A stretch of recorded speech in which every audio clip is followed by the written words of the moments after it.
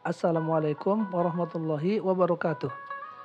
Menjelang Ramadan kali ini, kita akan membahas mengenai sarung, pakaian yang biasa dipakai oleh banyak kaum muslimin di Indonesia.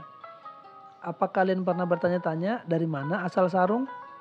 Kain sederhana yang begitu akrab dalam kehidupan sehari-hari ini ternyata memiliki sejarah panjang yang melintasi berbagai negara dan budaya. Kita akan mengupas sejarah, penyebaran, serta kegunaan sarung di berbagai belahan dunia. Sarung bukan hanya kain khas milik Indonesia saja. Sejarahnya bisa ditelusuri hingga abad ke-13, ketika pedagang Arab dan India membawa kain serupa ke Nusantara. Istilah sarung kemungkinan merupakan serapan dari bahasa Arab, dari kata sarro yang artinya menutupi. Ada juga yang mengatakan bahwa sarung berasal dari bahasa Jawa. Kemungkinan besar akar katanya adalah kata sarung yang dalam bahasa Jawa kuno atau dalam bahasa Jawa lama berarti bungkus atau penutup. Dalam bahasa Jawa modern, kata ini juga masih digunakan dengan arti yang sama, yaitu kain yang dipakai dengan cara melilitkan di tubuh. Akan tetapi, kata sarung sendiri telah lama ada, baik dalam bahasa Jawa maupun Melayu. Kain ini dianggap berasal dari wilayah Yaman atau India, terutama dari komunitas muslim yang mengenakan kain panjang tanpa jahitan sebagai pakaian tradisional. Beberapa dasar yang menghubungkan sarung dengan Yaman antara lain: pertama, sejarah kain futah di Yaman. Di Yaman, kain berupa sarung dikenal dengan nama futah yang telah digunakan sejak berabad-abad lalu oleh masyarakat setempat, khususnya kaum pria. Futah memiliki bentuk dan fungsi yang mirip dengan sarung yang kita kenal di Indonesia. Kedua, adanya peran pedagang Arab dalam penyebaran sarung. Pada abad ke-13 hingga ke-15, pedagang Arab, terutama dari Hadramaut, aktif berdagang ke Asia Tenggara.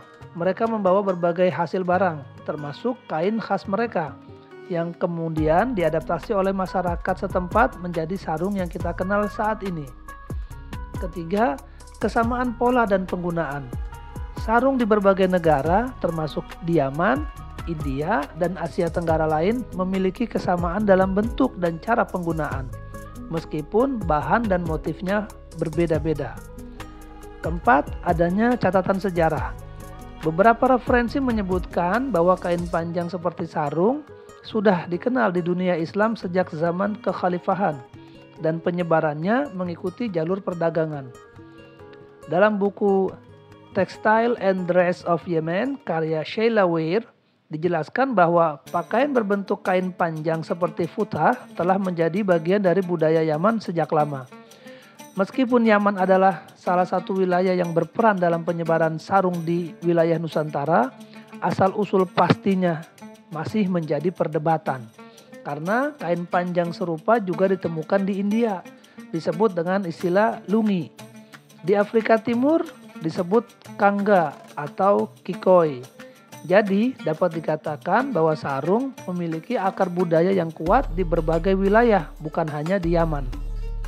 Sarung kemudian menyebar ke berbagai wilayah melalui jalur perdagangan di Asia Tenggara.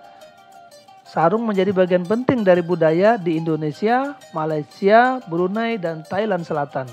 Sementara itu, di Afrika Timur, sarung dikenal sebagai kikoi atau kangga yang banyak dipakai oleh masyarakat pesisir Kenya dan Tanzania.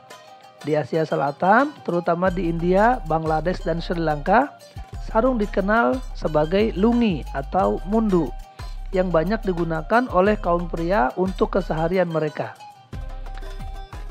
Di Indonesia dan Malaysia, sarung menjadi bagian erat dari kehidupan muslim. Sarung sering digunakan untuk sholat, menghadiri pengajian, hingga acara keagamaan lainnya. Bagi masyarakat pesantren, sarung juga menjadi simbol kesederhanaan dan kedekatan dengan nilai-nilai Islam. Tak hanya dalam konteks ibadah, sarung juga menjadi pakaian santai yang nyaman di rumah. Bahkan dalam budaya Melayu, sarung kerap digunakan dalam berbagai acara adat, seperti pernikahan dan pertunjukan seni tradisional. Saat ini, sarung mengalami banyak perkembangan, baik dari segi desain maupun fungsi. Sarung batik, sarung tenun, hingga sarung dengan motif modern menjadi pilihan banyak orang saat ini. Bahkan di beberapa negara, sarung juga mulai diperkenalkan dalam dunia fashion internasional. Dari sejarah panjangnya, kita bisa melihat bahwa sarung bukan hanya sekedar kain biasa. Ia adalah simbol budaya, identitas, dan kenyamanan yang telah diwariskan dari generasi ke generasi. Bagaimana dengan Anda? Apakah Anda juga sering memakai sarung dalam keseharian? Sampai jumpa di next video.